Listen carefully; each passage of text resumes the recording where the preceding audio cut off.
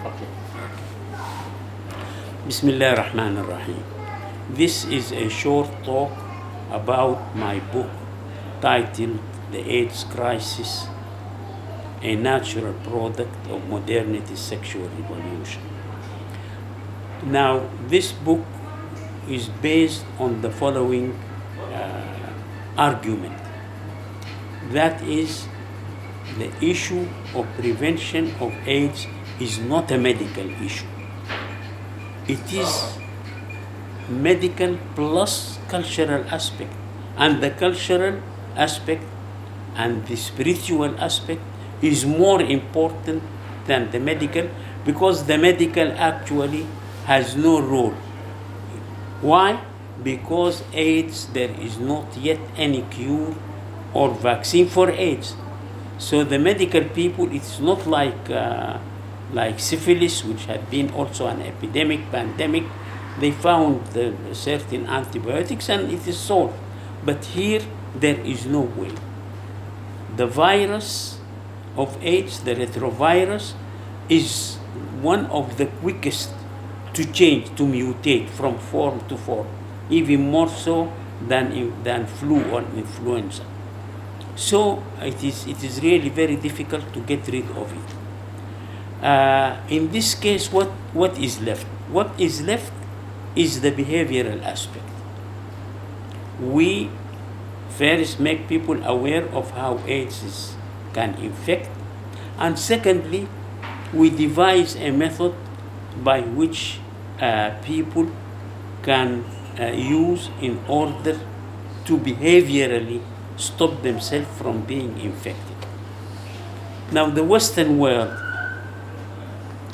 with their sexual revolution, with their democracy, with their aspect of looking at the individual as the most important in comparison to the society, what is it?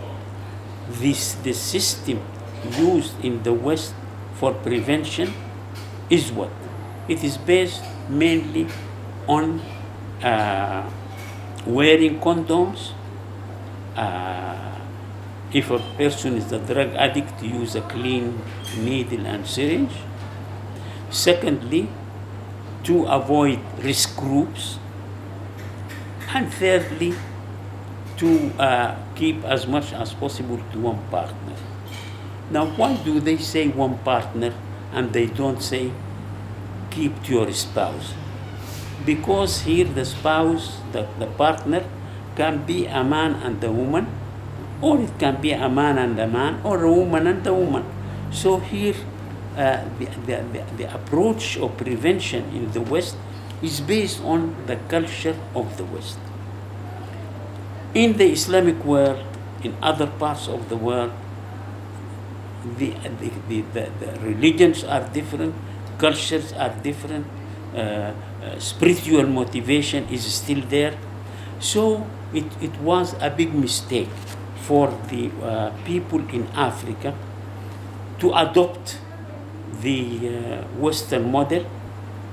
This what is called as the this model of prevention, which is actually works in order to allow the sexual, not to stop the sexual revolution, but to make it pass this way or the other, so that people will avoid being infected. Now, what happened?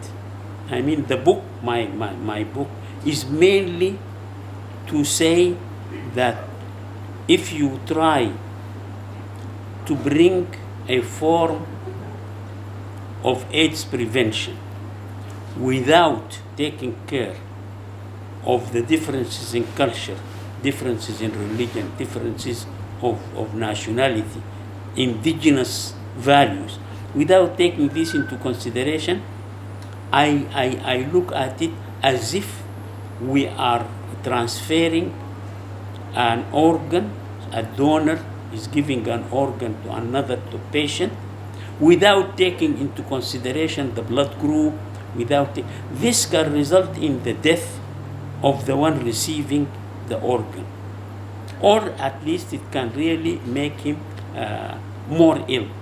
This is what happened in Africa. Uganda became the most infected country. Why? Because they applied the system blindly. Then they came to the point where they say, wait, let us see.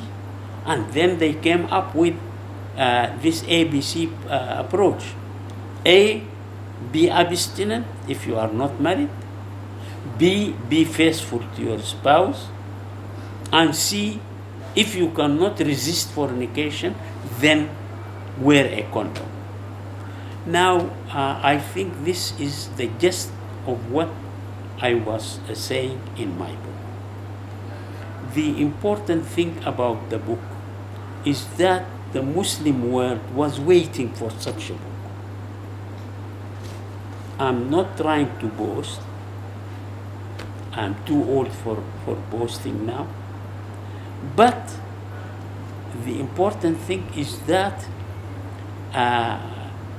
when my book came out, it was quickly translated to Muslim languages.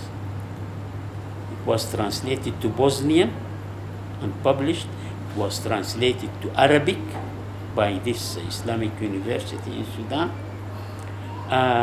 It was translated now it is being translated to Indonesian and to the language of East Africa.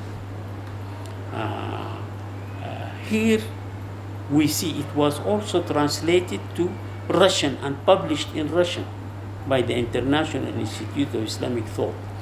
What does this mean? It means that the Muslims were waiting to see if there is a way by which they can prevent AIDS, but by methods that come out of their own religion as a way of life and out of their own indigenous culture. Now in Uganda, though it was the most infected country, once they have chosen a number of villages and used the imams in these villages to give the message of this ABC approach: abstinence, be faithful, or use a condom when you cannot avoid being trying to have sex with somebody other than your wife. When this happened, the rate from 21% it came down to 6%. This was a great achievement, much greater than anything else that had been done, to the extent that the Surgeon General in the United States spoke, let us apply this African method, let us apply the ABC. So this, to my mind, is a very important thing. When we talk about AIDS prevention, at times we will be talking about what we call cultural conflicts. You know, in one of these international conferences on AIDS, one of the great speakers spoke again about the ABC approach. When he mentioned the ABC approach, everybody in the hall, they booed him. To hell with you, this is not the way what we want. Then he started to attack the ABC, they started to clap. Now why? Because actually, as one great scholar who has served the cause of prevention in Africa more than anybody else, his name is Edward Green. He is professor in Harvard, professor of social studies, an area in social studies. But he went to Africa, he worked with the Africans, so he says that this ABC approach is an enemy of the sexual revolution. It's against the whole cultural outlook of the West. That is why they are against it. So now we really, I am very glad that this book has been able to make all these changes. When first appeared, published in 1997, it was distributed by Barnes and Noble, and they gave it a 5-star grade, which is the highest they can give for a book in their sale. Now this, to my mind, is because many Muslims started to buy it, and up to now, the book is 13. It's the latest edition that of the book that was published.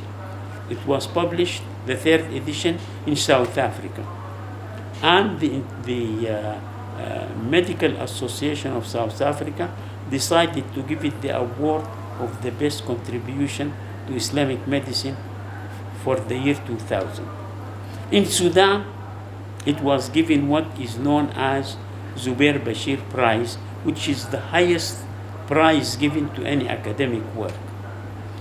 This, to my mind, is it is only because the book was written. It was timely. It was written at a time in which people were looking for such a kind of prevention.